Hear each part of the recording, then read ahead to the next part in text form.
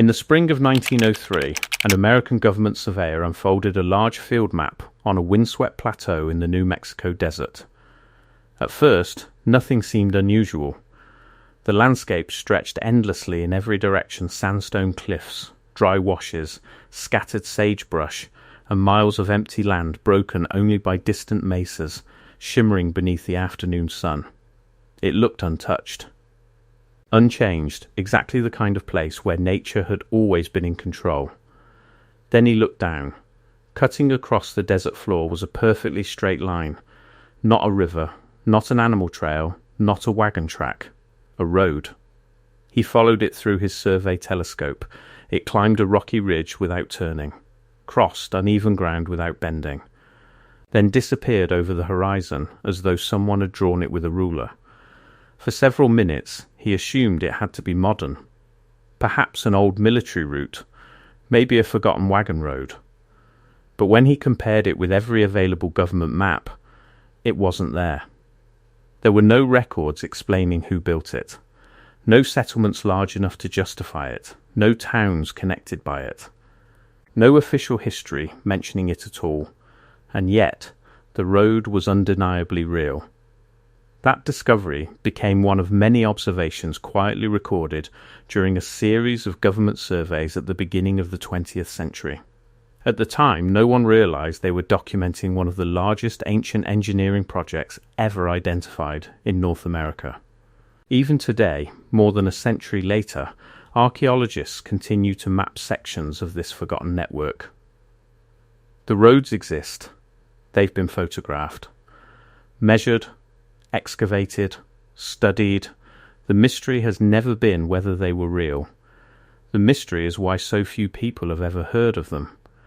Because these weren't isolated paths worn into the landscape by generations of travellers. They were engineered, built with purpose. Some stretched for astonishing distances across open country. Others remained almost perfectly straight, even when easier routes lay only a short distance away. Several ignored valleys and climbed directly over steep ridges instead. To modern engineers, that decision makes very little practical sense. Roads are normally designed to reduce effort. These seemed almost determined to increase it. That single contradiction has puzzled researchers for generations. Who would invest enormous amounts of labour building roads that deliberately ignored the easiest route? The deeper archaeologists investigated, the stranger the story became. By the early 1900s, the American Southwest was changing rapidly. Railroads had opened remote regions once considered almost inaccessible. Government mapping teams were crossing deserts with measuring chains, compasses, and plane tables, producing the first accurate surveys of landscapes that few outsiders had ever examined in detail. Their instructions were simple. Map the land. Record ancient ruins. Document anything of historical importance. Most days produced exactly what they expected. Fragments of pottery, collapsed stone walls, abandoned pueblos, ancient irrigation canals, the remains of civilizations already known to archaeology. Then, almost without warning, the roads began appearing. One survey team noted an unusually broad corridor running across open desert. Another recorded a remarkably straight pathway leading away from a cluster of ancient stone buildings. Weeks later, another crew documented what appeared to be the continuation of the same route, dozens of miles away. At first, nobody connected the discoveries. Each road seemed like an isolated curiosity, but surveyors are trained to notice patterns. As more maps arrived, those patterns became increasingly difficult to ignore. The roads weren't random, they aligned. Separate surveys completed months apart began fitting together like pieces of an enormous puzzle. What had looked like isolated roads slowly revealed themselves as fragments of something much larger. A network, not confined to one valley, not limited to one settlement. A network extending across hundreds of miles of the American Southwest. The implications were extraordinary. Because roads of this scale don't build themselves. They require planning, leadership, organisation, thousands of hours of labour. Someone had imagined this system before the first stone was ever moved. Someone had coordinated its construction across vast distances without modern equipment, modern vehicles, or written blueprints that survived into the present. Yet almost nothing about that civilization appeared in the history most Americans learned growing up. The roads remained largely unknown outside archaeological circles, overshadowed by more famous discoveries like Mesa Verde, Machu Picchu, or the Roman roads of Europe. Perhaps that's because these roads don't tell an obvious story. Roman roads connected cities that still exist. Inca roads linked an empire remembered in history books. But many American roads seem to lead toward places where no major settlements survive today. Some simply disappeared into the desert. Others ended at lonely mesas or distant horizons with no visible destination at all. The farther researchers traced them, the more impossible they appeared. One road in particular stood apart from every other discovery. It was wider, straighter, more carefully engineered. And unlike the others, it seemed to ignore almost every practical rule of transportation. For more than 100 years, archaeologists have debated why it was built. Some believe it carried travellers. Others believe it carried something far less ordinary. Because according to the evidence, this road may never have been intended for everyday travel at all. And once researchers reached its starting point, the mystery became even deeper. It began at the centre of one of the greatest ancient cities ever built in North America. The surveyors expected the road to end at a forgotten settlement. That would have made perfect sense. Throughout history, roads have existed for one simple reason. They connect people. Cities to villages, villages to farms, markets to rivers, temples to communities. Wherever archaeologists discover an ancient road, they usually expect to find something waiting at the other end. A city, a fortress, a port, a place important enough to justify the effort of building it, but this road refused to follow that rule. Instead of ending at a thriving settlement, it continued north, mile after mile, across open desert, over rocky ridges, through empty mesas, as though its destination mattered less than its direction. The longer archaeologists traced it, the stranger it became. Today, researchers know this remarkable route as the Great North Road. It begins at Chaco Canyon, one of the most extraordinary archaeological landscapes in North America. Long before Europeans reached the continent, Chaco Canyon was unlike anything else in the southwest. Between approximately D. 850 and 1150, hundreds, perhaps thousands of people transformed an isolated desert canyon into the ceremonial and political heart of an immense regional culture. The scale still surprises visitors today. Massive stone buildings rise from the canyon floor. Some contain more than 600 rooms. Others stand 4 and even 5 stories high. Walls were carefully aligned. Doorways positioned with remarkable precision. Entire structures planned decades before they were completed. Nothing about Chaco Canyon suggests a temporary settlement. Everything about it suggests vision. Imagine standing in the canyon nearly 1,000 years ago. Smoke rises from countless hearths. Ceremonial drums echo between the cliffs. Messengers arrive from distant communities. Builders shape sandstone blocks by hand. Timber carried from mountain forests more than 50 miles away arrives one log at a time. Every beam, every stone, every wall required planning on a scale few people associate with ancient North America. For decades, archaeologists believed the buildings were Chaco's greatest achievement. Then, they began looking beyond the canyon itself. And that's when they found the roads. Not narrow walking paths created by generations of footsteps. Engineered corridors, some nearly 30 feet wide. others bordered by carefully cleared edges. Where cliffs interrupted the route, builders carved staircases directly into solid rock. Where boulders blocked the way, they were removed rather than avoided. Even steep slopes failed to force a change in direction. The road simply climbed over them. To modern engineers, that decision feels almost irrational. Every road builder understands the same basic principle. Take the easiest route possible. Reduce effort. Save time. Conserve energy. The builders of the Great North Road appeared to follow an entirely different philosophy. Instead of asking, what's the easiest way forward, they seemed to ask, what's the straightest? For mile after mile, the road maintains an astonishing alignment. It ignores natural curves, crosses uneven terrain, cuts through landscapes where nearly every modern road would have turned.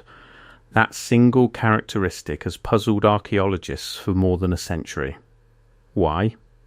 Why insist on absolute direction when easier alternatives were always available? One obvious explanation is transportation. Perhaps speed mattered more than convenience. Perhaps this was the fastest route connecting distant settlements. But excavation after excavation complicated that theory. Researchers found surprisingly little evidence of heavy daily traffic, very few discarded tools, very little domestic waste, almost none of the debris normally left behind by large numbers of travellers. Even stranger, the road doesn't appear to terminate at another city of comparable size. Instead, it fades into increasingly remote country. Imagine constructing a modern interstate highway only to let it disappear into empty wilderness. It seems almost impossible. Yet that is exactly what early archaeologists confronted. Some suggested the destination simply hasn't been discovered yet. After all, archaeology is constantly changing. Entire cities have remained hidden beneath forests, deserts, and farmland until new technology finally revealed them. Perhaps the northern destination still waits beneath centuries of sediment. Others believe erosion destroyed evidence that once existed. Floods, wind, natural collapse. 1,000 years can erase astonishing amounts of history. Both possibilities remain entirely reasonable. But there is another interpretation, one that many archaeologists now consider equally compelling. Perhaps the road was never built primarily for transportation. Perhaps it was ceremonial. Across Pueblo traditions, direction carried profound meaning. North wasn't merely a point on a compass. It represented ancestry, memory, the place from which spirits travelled. Some researchers believe important ceremonies may have followed these roads, transforming the journey itself into part of a sacred ritual. If that's true, everything changes. The remarkable straightness suddenly makes sense. Efficiency no longer matters. Symbolism does. The road wasn't guiding wagons. It was guiding people through ceremony. It wasn't leading toward a marketplace. It was leading toward meaning. It's an elegant explanation, one supported by growing archaeological research. But it still leaves one difficult question unanswered. If this road held such extraordinary importance, why build it on such a monumental scale? Why invest generations of labour into carving staircases, clearing massive corridors, and maintaining a route stretching across one of North America's harshest landscapes? Whatever the answer, the people of Chaco believed this road mattered enough to reshape the desert itself. And as archaeologists continued mapping the southwest, they made an even more astonishing discovery. The Great North Road wasn't unique. It was only one piece of a network so vast that early surveyors had unknowingly been documenting it for years. Only when every map was finally placed side by side did the true scale of ancient America's forgotten road system begin to em for years. Archaeologists believe the Great North Road was a remarkable exception, one unusually engineered road, one extraordinary mystery, one ambitious project connected to Chaco Canyon. Then the maps started changing. Every new survey revealed another straight corridor, another carefully prepared roadway, Another ancient route stretching across deserts where no modern engineer would have chosen to build. At first, each discovery was treated separately. One road near a ruined pueblo, another leading toward a distant mesa, a third crossing open desert with no obvious destination. Individually, none of them seemed revolutionary, but archaeology often works like assembling a giant puzzle. One piece tells you very little. 100 pieces begin revealing a picture. By the 1920s and 1930s, researchers noticed something impossible to ignore. Many of these roads weren't isolated at all. They connected. What appeared to be scattered discoveries were actually fragments of one enormous transportation system. Suddenly, the question was no longer, who built this road? It became, how large was the entire network? The answer surprised even experienced archaeologists. Today, researchers have identified hundreds of miles of engineered roads extending outward from Chaco Canyon. Some disappear beneath modern highways. Others vanish into farmland or eroded landscapes. Several remain clearly visible from the air. In fact, some sections became easier to understand only after aircraft began photographing the southwest from above. From ground level, a road might appear to be nothing more than a shallow depression. From the sky, it suddenly became obvious. Straight lines crossing the landscape, broad corridors connecting distant archaeological sites, carefully engineered routes stretching far beyond what early surveyors had imagined. Then came satellite imagery. What airplanes hinted at, space confirmed. Modern technology allowed archaeologists to compare hundreds of miles of terrain at once. The result was astonishing. The ancient roads extended farther than many researchers had ever expected. Some connected Chaco Canyon to communities more than 50 miles away. Others linked ceremonial centers separated by difficult mountain terrain. Several maintained astonishingly straight alignments despite crossing landscapes filled with natural obstacles. This wasn't random construction, it was planning on a regional scale. And regional planning requires something many people never associate with ancient North America. Administration. Imagine organizing hundreds of workers without written blueprints, without steel tools, without wheeled transport, without modern surveying equipment. Every stone removed by hand, every staircase carved into rock, every section measured using techniques that remain only partially understood. Projects like this don't happen accidentally. Someone designed them. Someone directed them. Someone convinced entire communities to work together toward a common goal. That realization quietly transformed archaeology. For generations, textbooks often described ancient North American societies as small farming villages connected only by occasional trade. Chaco Canyon challenged that image. The roads destroyed it. Because roads reveal something buildings alone cannot. Relationships, trade, communication, political influence. Roads connect people who see themselves as part of something larger. And this network was enormous. Archaeologists have identified roads leading towards settlements like Pueblo Alto, Chetro Kettle, King Clision, Salmon Ruin, and Aztec ruins. Each site added another piece to an expanding regional system. Some communities were separated by deserts that seem almost impossible to cross today, yet nearly 1,000 years ago, people travelled between them. Not occasionally. Regularly, the roads prove it.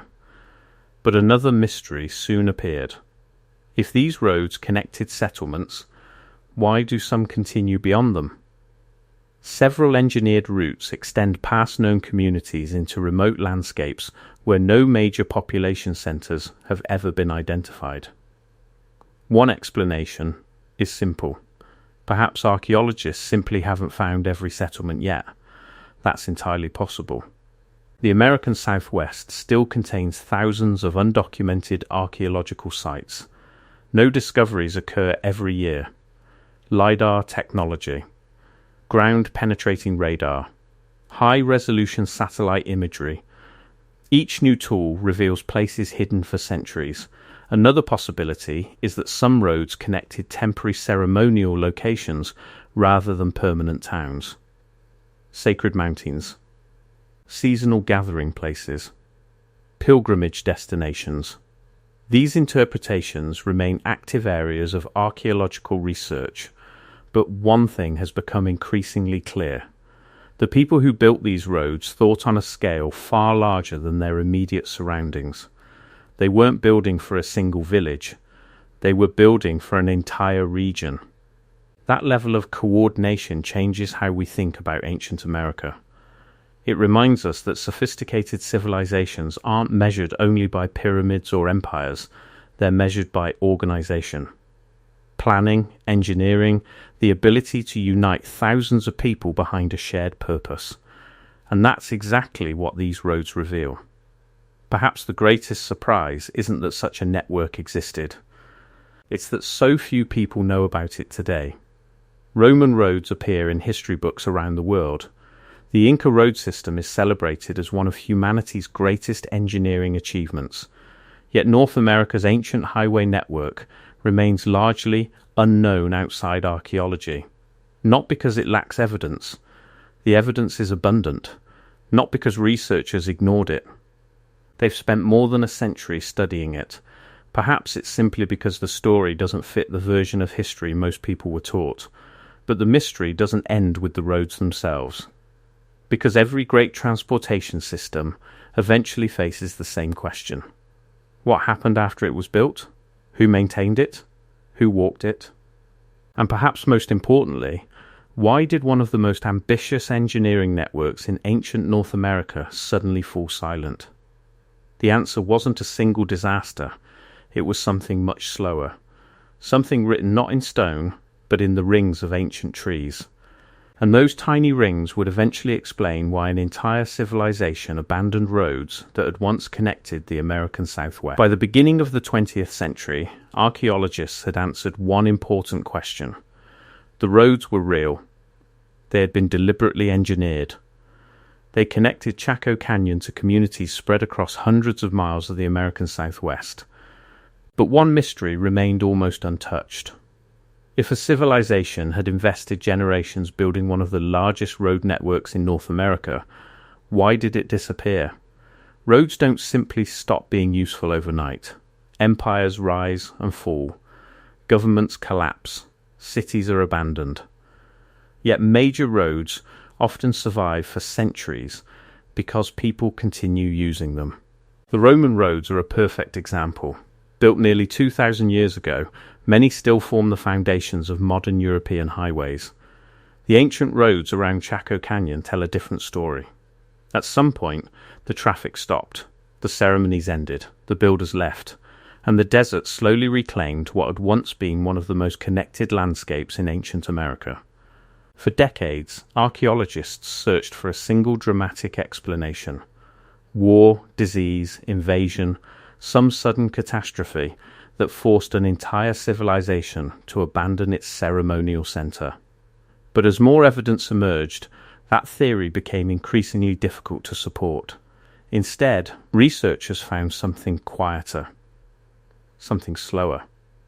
Something recorded inside the very wood used to build Chaco Canyon itself. Many of the massive buildings still contain ancient wooden beams cut nearly 1,000 years ago. Unlike stone, wood preserves a remarkable record of the environment in which it grew. Every year, a tree adds a new growth ring. During wet seasons, the rings become wider. During dry years, they become narrow. Together, those rings create a natural calendar stretching back through centuries. Scientists call this field of study dendrochronology, and it has become one of archaeology's most valuable dating tools. When researchers analyzed hundreds of beams from Chaco Canyon, a clear pattern emerged, beginning in the late 11th century. The Southwest entered one of the longest and most severe droughts in its recorded environmental history. Year after year, rainfall declined. Streams weakened. Harvests became increasingly unreliable. The fertile fields surrounding Chaco Canyon produced less food than before. For a society living in an already unforgiving environment, the consequences would have been enormous. Agriculture was the foundation of everything. Without stable harvests, food supplies shrink, communities become vulnerable, trade begins to weaken, construction slows, political authority becomes harder to maintain. Religious ceremonies that once united distant settlements may have become increasingly difficult to organize. None of these changes happen overnight. Civilizations rarely collapse in a single dramatic moment. More often, they slowly unravel. One difficult season, then another. One family leaves, then another, until eventually the center no longer holds. Evidence suggests that this is exactly what happened at Chaco Canyon. Around the early 12th century, construction of the great houses largely stopped. Many ceremonial buildings were no longer maintained. The remarkable road network that had once connected distant communities gradually fell quiet. People did not disappear. They moved.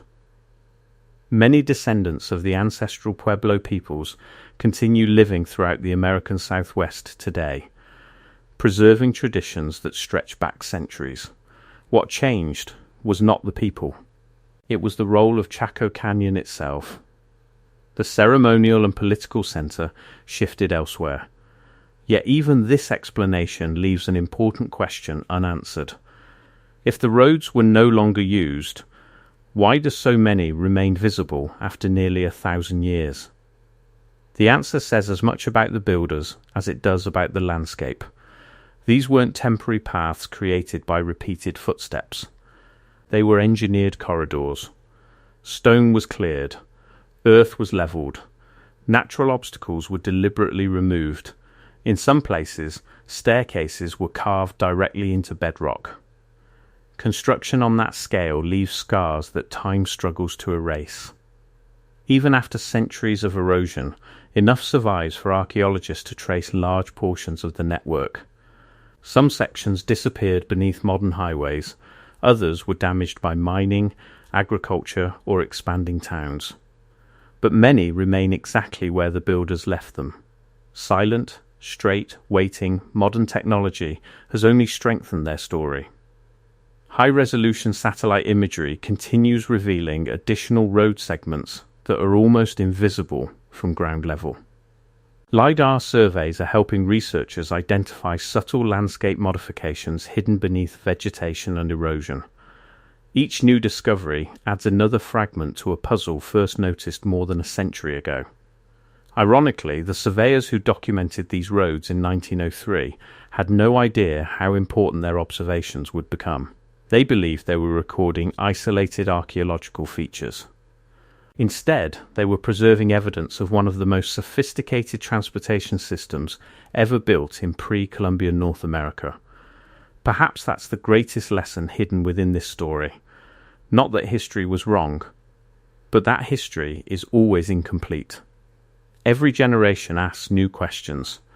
New technologies uncover evidence previous generations couldn't see. Ancient landscapes reveal details that remained invisible for centuries. The forgotten road network crossing the American Southwest reminds us that remarkable discoveries don't always come from finding something entirely new. Sometimes they come from looking more carefully at something that has been there all along. The roads never disappeared, they simply faded into the background of history. Until a handful of government surveyors unfolded their maps in 1903 and realized the empty desert wasn't empty at all. It was the surviving blueprint of a civilization whose achievements are only now receiving the recognition they deserve. And somewhere beneath the dust of the Southwest, there may still be roads waiting to be found.